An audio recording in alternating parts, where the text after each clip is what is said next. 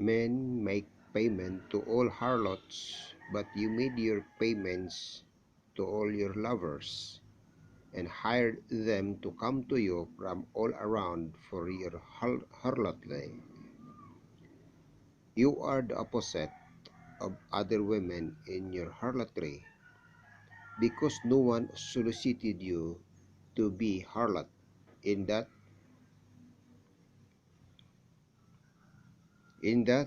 you gave payment, but no payment was given you.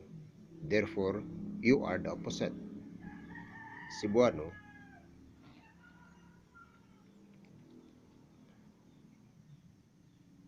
Sila nagahatag og mga gasa sa tanang mga pigaon, apan ikaw nagahatag sa imong mga gasa sa imong tanang mga hinigugma, og nagahukip ka kanila aron sila manganha kanimo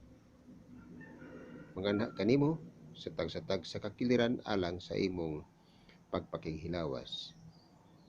Og lahi ikaw sa uban nga mga babae sa imong mga pagpakighilawas, nga niana walay nagasunod kanimo sa pagpakighilawas, og sanglit ikaw maoy nagahatag sa suhol, ug walay suhol nga gihatag kanimo busa ikaw lahi kanila.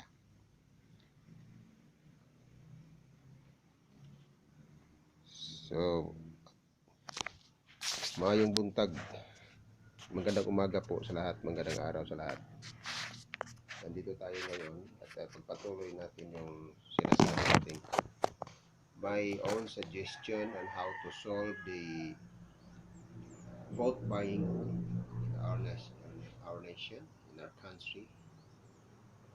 So ito lang talaga ang may ambag ko sa mga ating mga opisyal na naghahangad kung paano i-resolve itong problema na ito sa vote buying here in our country.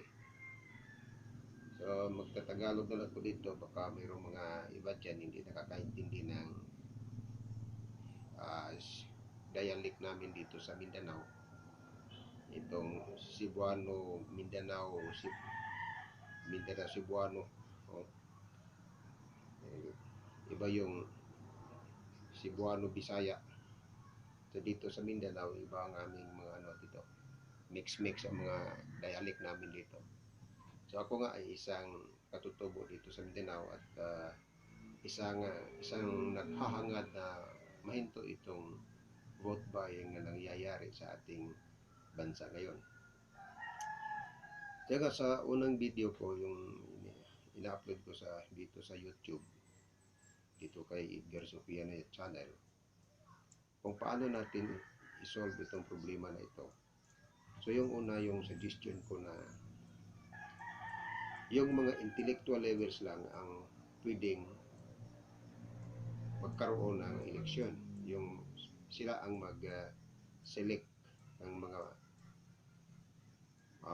magandang, may mga utak ng mga taong nagtatakbo bilang kagawad or mayor or barangay captain or gobernador at ano pa.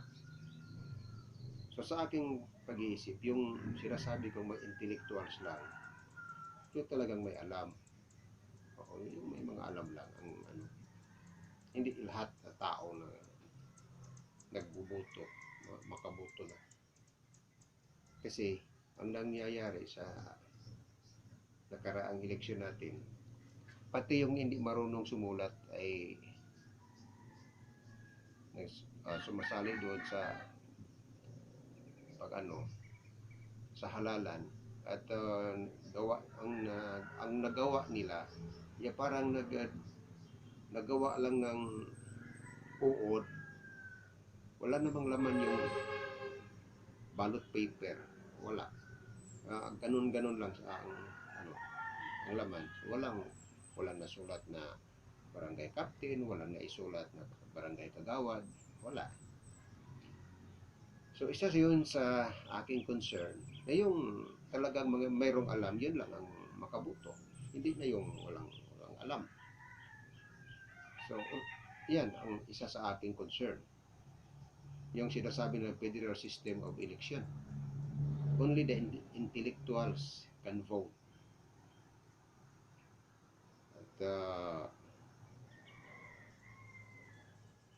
para maiwasan yung ano, we're wasting our papers,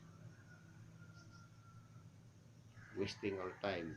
So hindi naman yun kailangan yung ano, yung sinasabi pa dito, what tira ang drawing dito sa baluta. So yan ang una kong suggestion. At ang ikalawa, ito ng secret survey na gagawin ng taga-kumilik. Secret survey. Bakit secret survey ang sinasabi ko dito? Yung taga-kumilik na mismo, pagkatapos ng filing of candidacy, yung taga-kumilik na mismo ang pupunta sa mga bahay-bahay ng mga botante. At ito ay sikreto at hindi alam ng tao na yun pala ay taga-kumilik. At nandyan ang lahat ng listahan ng mga kandidato at tatanungin nila kung sa lahat ng kandidatong ito, sino ang napupusuan ninyo. So, sa ganun, hindi alam ng botante na yun pala ay eleksyon na. Yun ang isa sa aking suggestion. At walang pira na i-involve dito. Kasi, direct kayo sa bahay ng isang elektor at hindi nila alam na yun pala ay yun na. Pagkatapos ng interview, pirmahan nila yan, patunayan nila na siya ang tao, kung sino man, si Juan ba o si Pedro o si sino ba yan, yung taong nag-file ng certificate of candidacy bilang kandidato at hindi alam ng botante na yun na pala ay taga-pumili ka na. So isa yan sa aking suggestion dito. Kung matanggap ito ng ating Senado at ating Kongreso at gagawan ninyo ng isang House Bill or yun nga, Republic Act ba kaya? O ano yun? Gustong gagawin ninyo.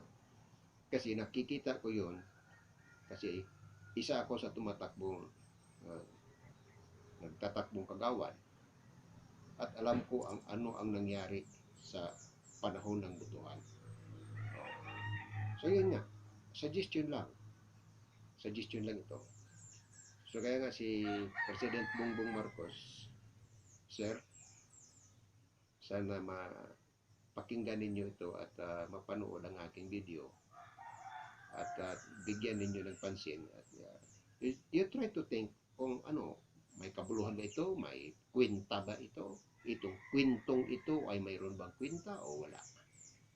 So kayo na ang mag-comment. So comment your ideas in comment section below and then babasahin ko yan at pag-usap-usapan natin dyan sa ating comment section. At maraming salamat po at magandang araw sa ating lahat.